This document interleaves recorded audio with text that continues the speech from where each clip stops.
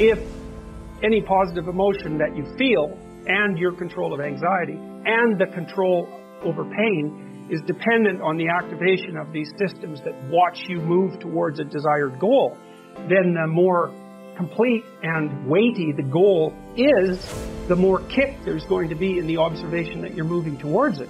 And you kind of already know this, because you'll have observed in your own life that when you're engaged in something that you believe in, that the time passes properly. You can see this even if maybe you're reading a paper and it's actually related in some intelligible manner to something that you want to learn.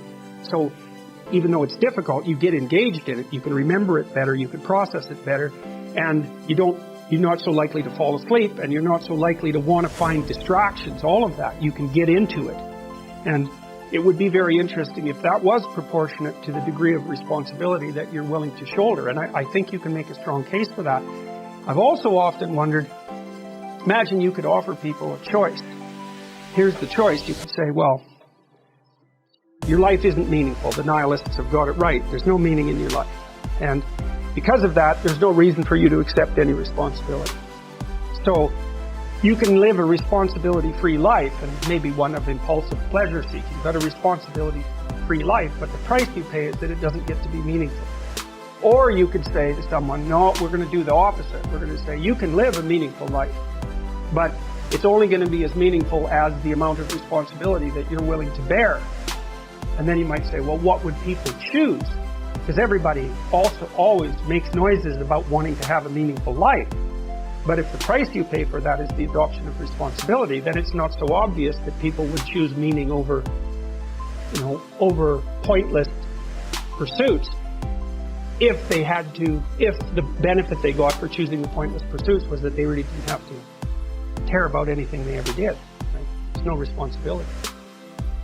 What you most want to find will be found where you least want to look.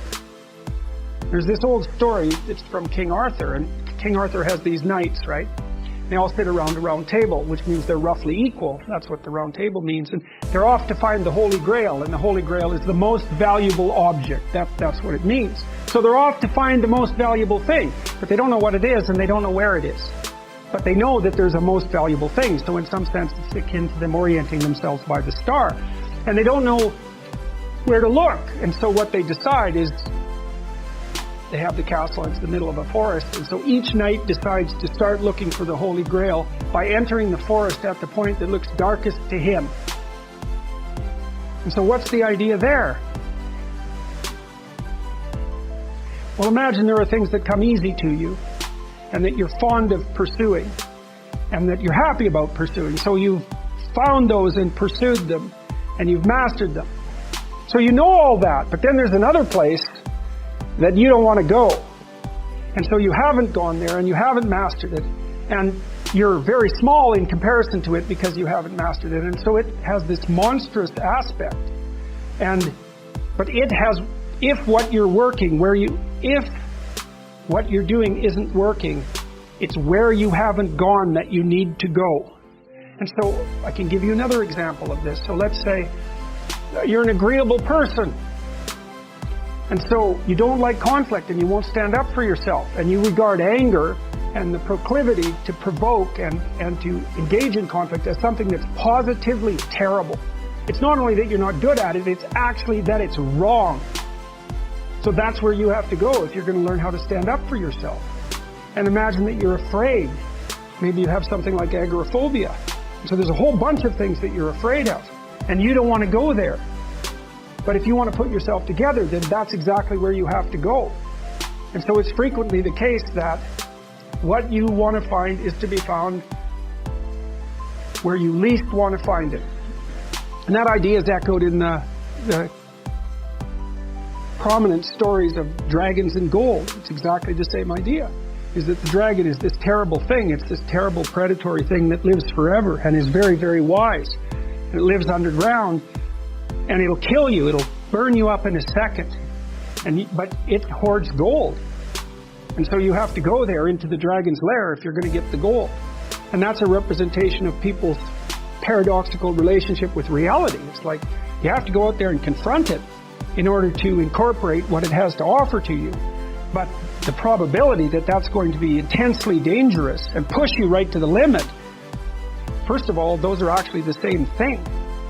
If it didn't push you to the limit, you wouldn't gain anything valuable from it. So you don't get one without the other. You don't get the gold without the dragon. That's a very strange, very, very strange idea. But it seems to be accurate. If you fail to do the things you're supposed to do, or if you do things that you're not supposed to do, your conscience tortures you and tells you that you're not acting in accordance with the central spirit of your being.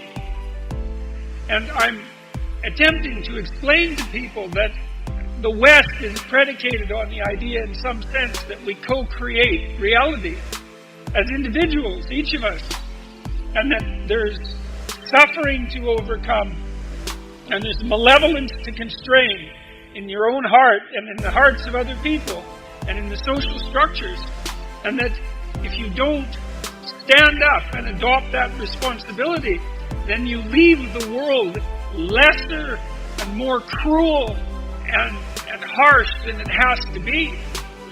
And I believe that the notion that the West developed over thousands of years of the sovereign individual, the individual has the right to vote, right? Who has the right to make their political creed and statement known.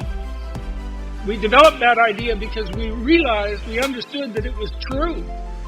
And I go around the world and I talk to people about the fact of suffering in life and the fact of malevolence in life and the fact that you need a destiny and a calling that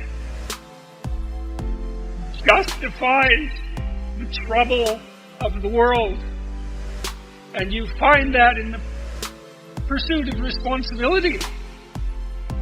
And everyone understands that. They know that deeply in their heart. And it's inescapable. You will torture yourself if you do not live up to that. And if you do live up to it, then things work if you want what's better for you. Not in a selfish manner, but in a manner that's better for you and better for your family and better for your country. And you envision that you can have it. And you can have it by aiming at it, and you can have it by telling the truth, because the truth is what makes the world go around. We're hurt, and we're disappointed, and we're betrayed, and we're fragile, and it's very difficult to want the best under those circumstances. You have to garner the moral courage to be grateful and to work for the betterment of the world. And then, as I said before, you have to tell the truth. And the consequence of not doing that is to lead everything down the wrong path. And the wrong path is a very dark and deep and terrible path. And so even if you can't believe in the good, which can be very difficult, I think you have to be historically ignorant beyond moral acceptability not to believe in the evil that you're capable of, and to do everything you possibly can to constrain that. And I do believe that that's within your power. I'm hoping we wake up. We don't repeat the crimes of the 20th century, and that we move properly into a future that's better and better for all of us. And I do believe that not only can we do that, that it's actually happening. If you look at the macroeconomic news around the world, things are getting better for people all over the world, everywhere, in the poorest countries, faster than they ever have in recorded history. And we have the opportunity to continue that and to make something magnificent of what we have in front of us. The rule is, be careful who you tell good news to. You want to tell good news to someone who's happy that something has worked out for you, who isn't contrasting it with something good that's happened to them, but who can look at you and think, thank God you're in a better position than you were, and more power to you. And people trust me to tell me good things that have happened to them. And it's absolutely overwhelming. It's so positive. It's so unbelievable. And it happens everywhere. And it's extraordinarily heartening, but almost, in some sense, impossible to tolerate. Because it took so little encouragement, for people to make an effort to put themselves together. And I can't understand why this isn't more widespread. I don't understand why what I've been lecturing about and what I've been writing about has had this effect on encouraging people. It's a mystery to me. I mean, it has something to do, I suppose, with the power of my conviction about the power of truth. But it's so sad in some sense that there's so many thousands of people out there who are literally dying for a word of encouragement, for someone to tell them in some believable manner that there's far more to them than meets the eye, and that they're characteristic of great things. They have the capability of great things, and it's lying there in front of them in the form of the truth. And all they have to do is have the faith to implement that, and the courage, and then things start to straighten. And so that's treatment. If you love someone, you love a child, you love your sister or friend, you don't tell them to deal with the world in a deceitful manner. You don't tell them to lie to everyone that they meet and to do everything that they possibly can in the most crooked of possible manners. You encourage them to be who they could be and to take on the world forthrightly. And that works. And we all need to know that. And we all need to put the faith of our life in that, to bet our lives on it. You have to bet your life on something. You're always betting your life on something. You're always making a commitment to something. You make a commitment to the truth, and everything straightens out. We aim at the ideal, because what else are we going to aim at? And aiming at the ideal, that gives us the meaning of our life. And we need a meaning, because life is very difficult.